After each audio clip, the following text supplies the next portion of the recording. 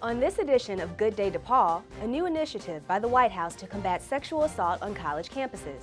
A controversy over academic freedom at one Illinois university. Plus, how students can stay healthy while at school. I'm Sade Carpenter. And I'm Sarah Green. And this is Good Day DePaul. It's been a major issue for several years now, how much employees are paid at fast food restaurants. Now, many of those workers are taking action. They staged a one-day strike on May 15th at fast food restaurants across the country, including some near DePaul's campuses. Good Day DePaul's Allison Preston reports. DePaul's Students for Justice in Palestine, or SJP, recently placed a mock apartheid wall on the Lincoln Park campus quad. The wall was loaned to DePaul students by Loyola's SJP group. Their goal? To raise awareness of what they call human rights abuses against Palestinians. SJP is also part of the DePaul Divest movement, which is encouraging the university to divest funds from companies that do business with Israel. Several Jewish organizations at DePaul set up their own displays at the Student Center, opposing the divestiture movement, saying it unfairly targets Israel. DePaul students recently voted on whether to pressure the university to divest from these companies. So far, no results on that vote. ROTC programs, they suffered a major drop after the Vietnam War, but now they're gaining in popularity again. Good Day DePaul's Allison Preston has more on ROTC at DePaul. Joseph Troiano joins us now with the latest on Blue Demon sports. So, Joe, just how good is that women's Blue Demon soccer team? I got to tell you, Corbin, they are looking unstoppable. DePaul's women's soccer team is still on a big roll. So, Arlen, are we going to get a chance to see you strap on some roller skates and get out there on the field sometime soon? I think I could take them. Thanks, Joe. And as we recently reported on Good Day DePaul, the Princeton Review ranked DePaul's entrepreneurial program among the top 20 in the country. Good Day DePaul's Winnie Dorsch got a first-hand look at these programs and found out what makes them so special.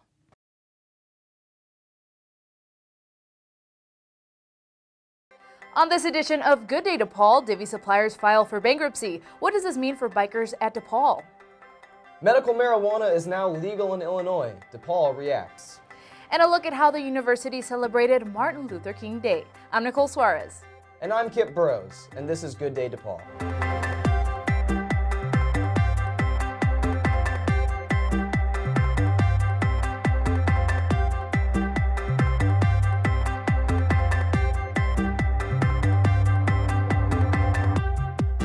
Divvy bikes, they hit Chicago and DePaul in a big way last summer and fall. But with one of the company's main suppliers filing for bankruptcy, the future of Divvy has been called into question. Divvy has also been affected by the brutal winter weather here. Good Day DePaul's Sharon Bajenda ventured out to discover how DePaul Divvy riders have been affected by the cold and snow. Chicago's bike-sharing program, Divvy, is powering through its first winter season. The polar vortex struck again, bringing even colder temperatures than the last deep freeze. Although the first round of freezing temperatures caused DePaul to cancel its first day of classes this quarter, the school stayed open during the latest cold front on January 27th and 28th. Temperatures dropped to minus 22 degrees with a wind chill of 45 below. Although the weather did cause some students to stay home, most still attended classes. March 1st is an important day for some DePaul students. That's the next deadline for applying for Obamacare, the National Health Insurance Plan. Good Day DePaul's Jenna Jackson has the latest. It has now been 6 weeks since the Affordable Care Act's new marketplaces opened for business. I think it's fair to say that the rollout has been rough so far, and I think everybody understands that I'm not happy. The CTA announced last month that they'll be renovating Blue Line tracks and some station houses between downtown and O'Hare, complicating the commute for some DePaul students. While the Blue Line will remain open during the renovations beginning this year, the CTA said periodic weekend closures should be expected. The $492 million reconstruction is expected to continue until 2017. It will eventually allow trains to run at higher speeds, hopefully making the commute faster. The Dean of DePaul's Law School, Gregory Mark, is stepping down at the end of this academic year. Dean Mark will be taking a hiatus to focus on other professional pursuits and will return as a faculty member in the fall of 2015. Here's a scary thought. Final exams are about 6 weeks away. For many, finals are stressful and draining, a week of little sleep and lots of coffee. During finals last quarter, Good Day DePaul's Alexandra Bush got a sense of just how crazy this week can be. It's that time of the year again, DePaul's fall quarter finals week. After the break, Danielle Boloski with the latest on Blue Demon basketball. Plus, a look at big changes involving recreational marijuana. All that and more coming up on Good Day DePaul. Danielle Boloski joins us for an update on Blue Demon basketball. So Danielle, another good start for the Lady Blue Demons? That's right, Kip. We'll see how this pans out considering college players are voluntarily trying to play, so we'll see how this goes. Well, they're definitely making history. Thank you, Danielle. On January 1st, medical marijuana became legal in Illinois, but at DePaul, it's still prohibited. Good Day DePaul's Serena Phillips explains why. I mean, we have patients that are dying, that will die before this law goes into effect for them, until, they will die before dispensaries open. On January 1st, Illinois became the 20th state to legalize medical marijuana. Now a different aspect on the marijuana issue. As the new year began, the eyes of the country and the world were on the state of Colorado as it became the first state in the nation to legalize recreational marijuana. And as I found out, the reaction was immediate here at DePaul. I don't think I've seen this one yet. Weed, bud, green, pot. It goes by many names, but the psychoactive plant cannabis is most commonly referred to as marijuana. So far, no indication that recreational marijuana will be legalized anytime soon in Illinois.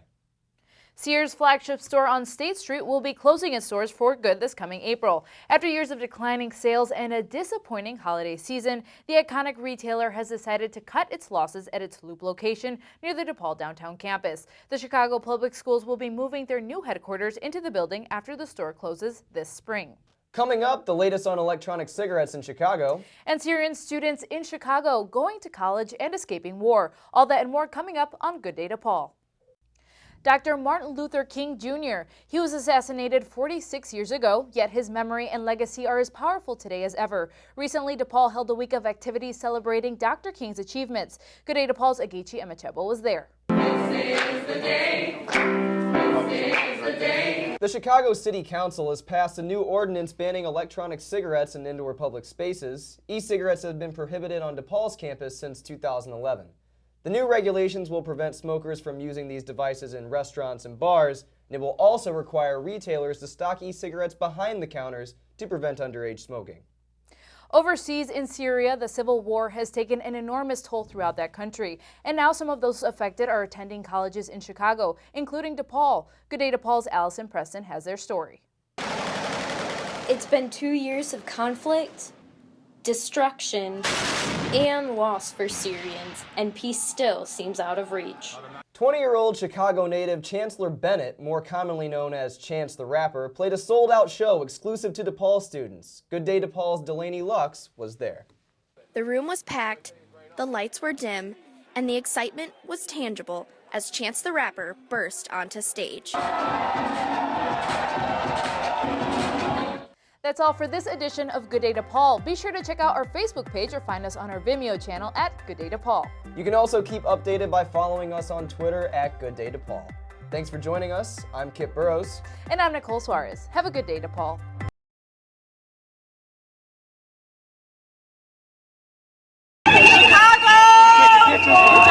The controversy over police brutality continues to be a hot-button topic as protesters gathered nationwide on October 22nd to voice their concerns.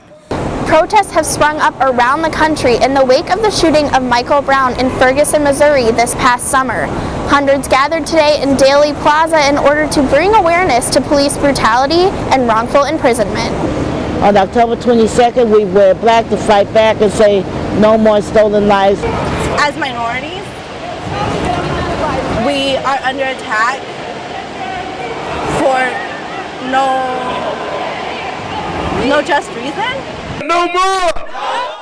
Officially known as the National Day of Protest to Stop Police Brutality, Repression, and the Criminalization of a Generation, protesters gathered again this fall in order to continue demonstrating against what they have called the ongoing violence within the police force.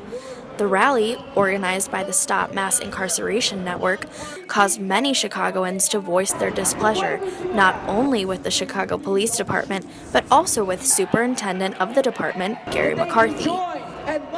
But the question remains, what can the Chicago Police and other departments nationwide do to begin bridging the gap between the police and the public? If our hands are up, don't shoot. Always remember that you never know whose life is going to be stolen. For protesters nationwide, the goal seems to be one thing: justice. They shot and killed my baby. I want him indicted. I want justice served for my baby. For Good Day DePaul, I'm Delaney Lux. The Winter Olympics are almost upon us, and while there's plenty of controversy surrounding the Games, there's little known about the city they're being held in.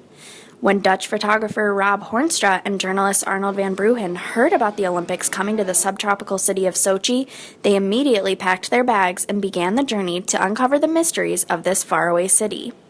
While Sochi will play home to the Winter Olympics beginning in early February, this popular summer tourist destination has a turbulent side, not showcased by the Russian government. I think we wanted to do this project because we saw that this region is very interesting, diverse region. It's the place where the Winter Games will be, but it's also the poorest region of Russia, for instance, and the most violent region of Russia. So this was surprising that you organize Winter Games in such a region. After 11 trips there by Hornstra and Van Bruggen, the Sochi Project, an atlas of war and tourism in the Caucasus, was born. DePaul kicked off the North American tour of the exhibit on January 9th, hoping to raise awareness of Sochi. So at the DePaul Art Museum, we like to put on exhibitions that have some kind of social or political relevance, things that are not just dealing with aesthetics, but that use visual tools as a way to further some kind of goal and enhance or complicate people's view of the world. This exhibition about Sochi is kind of perfect for that. It's not just about the Olympics necessarily, but it's also about the everyday lives of the people who live in Sochi and in the region around Sochi. Through a series of photographs and articles printed on recycled newspaper, the exhibit touches on the indifference some Russians have about the Sochi Games. It also showcases the stark contrast between the economic and political unrest in the region and the cost of the $50 billion Olympic Games. Most of the people we spoke in Sochi, they didn't care so much about the Olympics coming to their city. Sochi is a summer tourist resort, and the people living there, they depend on summer tourism. The exhibit will be on display until March 23rd and will offer a unique insight into this previously unknown summer tourist destination. For Good Day DePaul, I'm Delaney Lux.